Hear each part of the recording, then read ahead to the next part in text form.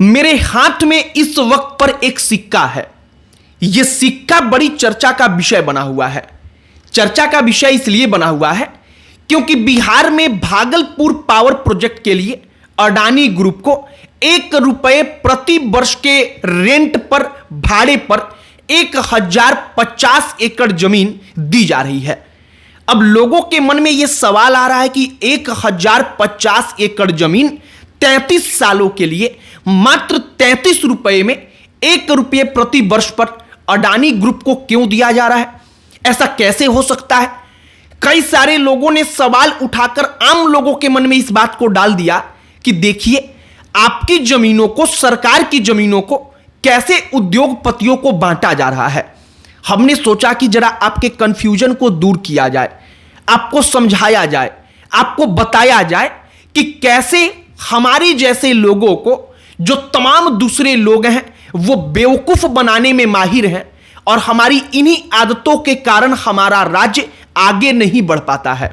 हम आपको एक सबसे बड़ा उदाहरण टाटा नैनो का देंगे कि टाटा नैनो जब बंगाल में अपना प्रोजेक्ट लगाने गया तो वहां पर क्या हुआ, और उसकी एक गलती आज गुजरात को कार मैन्युफैक्चरिंग का हब बना चुकी है और गुजरात ने उस वक्त पर टाटा को अपने पास लाने में सफलता पाली थी।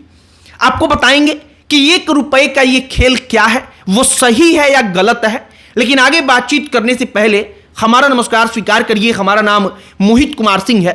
सबसे पहले समझिए कि वो पावर प्रोजेक्ट है क्या। एक पावर प्रोजेक्ट प्लांट लगाना है जहां पर बिजली का उत्पादन होगा। बिजली का उत्पादन करके बिहार को बिजली की सप्लाई होगी। ज्यादा बिजली की अगर वहां पर पैदावार होगी तो बिजली अन्य राज्यों को भी दी जाएगी। इसी प्रकार से होता है। अब 1050 एकड़ जमीन का मामला है। जिन जमीनों को दिया गया है उस पर अंदाजा लगाया गया है कि 10 लाख पेड़ हैं, उन 10 लाख पेड़ों को काटा जाएगा। इसका भी सवाल उठाया गया है। अब 33 साल के लिए 1 रुपये प्रति वर्ष के लिहाज से लीज पर 1050 एकड़ जमीन क्या देना जायज है या गलत है?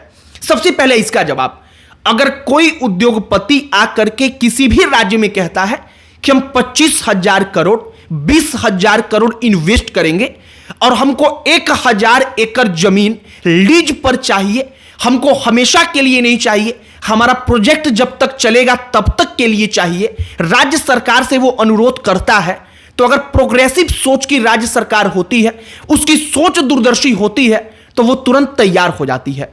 वो कहती है कि जमीन हम मुफ्त में देंगे, आप बस आइए 20,000 25,000 करोड़ हमारे राज्य में इन्वेस्ट करिए। क्योंकि सरकार को इतना मालूम होता है कि अगर वो यहां पर आकर 20,000 करोड़ इन्वेस्ट करेगा तो इससे राज्य के लोगों को रोजगार मिलेगा। अगर वो यहां पर आकर के कंपनी बिठाएगा और कंपनी जब चलेगी उससे कमाई होगी तो उसका टैक्स भी उसे मिलेगा। और सरकार को मालूम है कि देखने में जमीन लगता है कि मुफ्त दे रहे हैं, लेकिन इसके बावजूद उसको कई 100 करोड़ रुपए का फायदा इन बड़े प्रोजेक्ट्स पर होता है। ठीक इसी प्रकार से समझिए कि अगर बिहार में इतने बड़े कंपनी अगर आकर के इतनी बड़ी कंपनी इतने 1000 करोड़ का इन्वेस्टमेंट करती है तो सीधे तौर पर राज्य के लोगों को रोजगार मिलेगा। और आपको एक बात और हम बताते हैं, मध्य प्रदेश में कांग्रेस पार्टी की सरकार थी। कमलनाथ उस वक्त पर मुख्यमंत्री हुआ करते थे।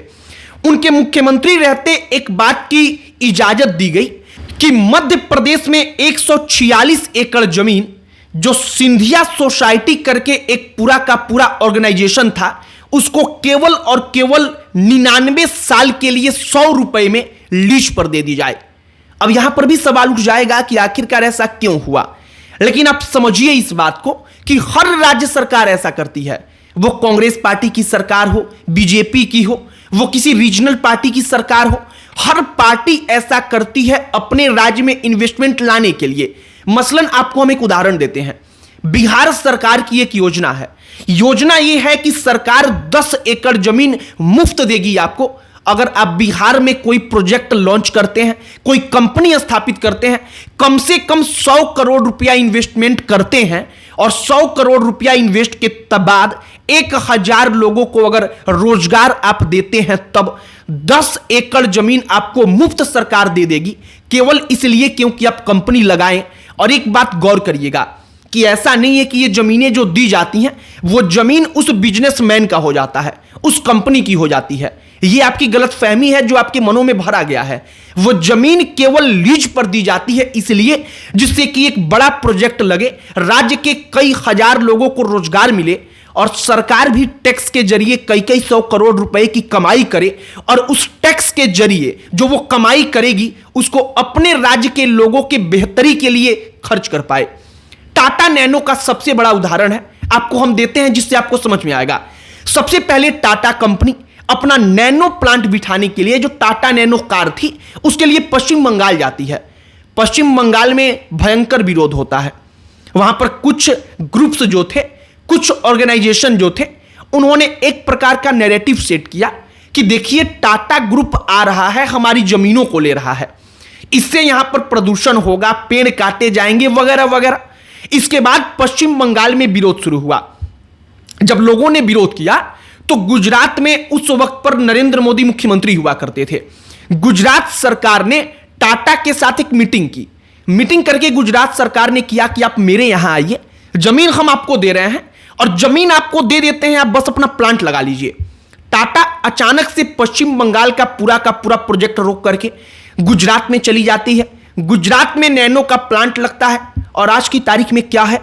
आज की तारीख में गुजरात सबसे ज्यादा कार मैन्युफैक्चरिंग करने वाले राज्यों में से एक है और राज्य नहीं बल्कि एशिया के सबसे बड़े जो एक रीजनल एरिया होता है उनमें से एक है।